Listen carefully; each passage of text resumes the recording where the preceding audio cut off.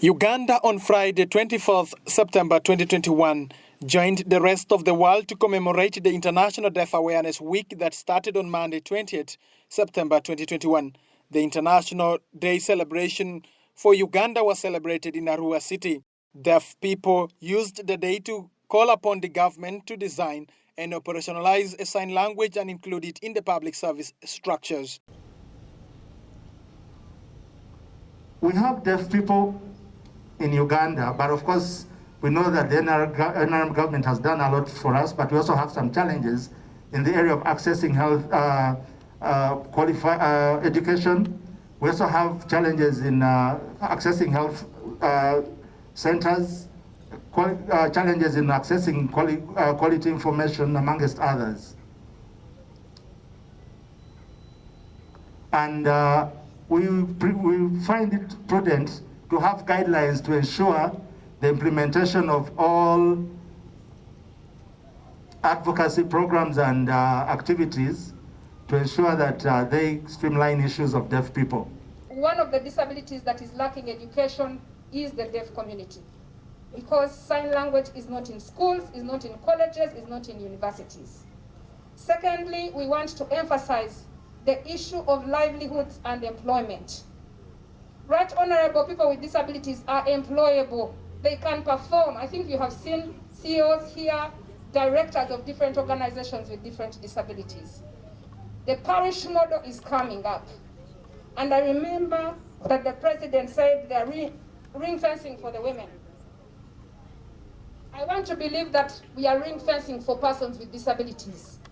We cannot be left out in the ring fencing because these people are not able to go and fight for that money with the rest of the people who are able-bodied. However, the Member of Parliament representing the people with disability for Northern Region, Achan Joyce, reported that the deaf people suffered during COVID-19 lockdown because of non-inclusion and now tasked the government to include a representative of the persons with disability in the National Task Force for Easy Planning.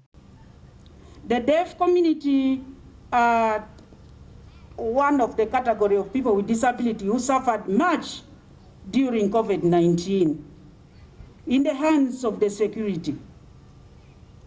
The chief guest, today I want to appeal to you that as these people suffered, the reason has been because you in the office of Prime Minister have not recognized people with disabilities in the National Task Force streaming down to the district. I would like you to take it very, very serious that we need a representation on the National Task Force. Meanwhile, Minister of State for Gender, Labour and Social Development in charge of Disability Affairs, Helen Asamo, implored the disabled persons to embrace the parish development model on top of the special interest grant for them to thrive in their communities. As we move to the parish development model, there will be no discussion of saying, I thought the president was thanking me for ABCD.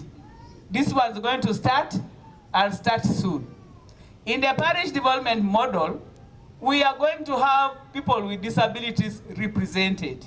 We shall have the youth, the women, people with disabilities, and all the other categories to be there. And I think you need to clap for yourselves.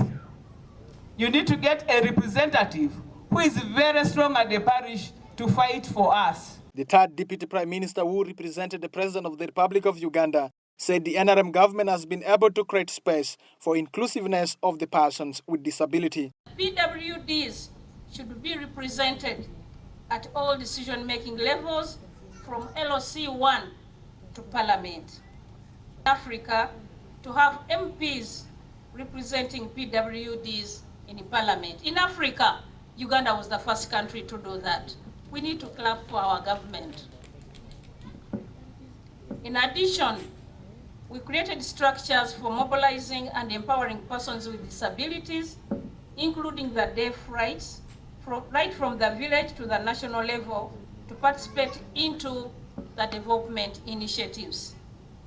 I want to take this opportunity to thank the leaders of the deaf fraternity for working with government through the different fora that have established to promote their best interests.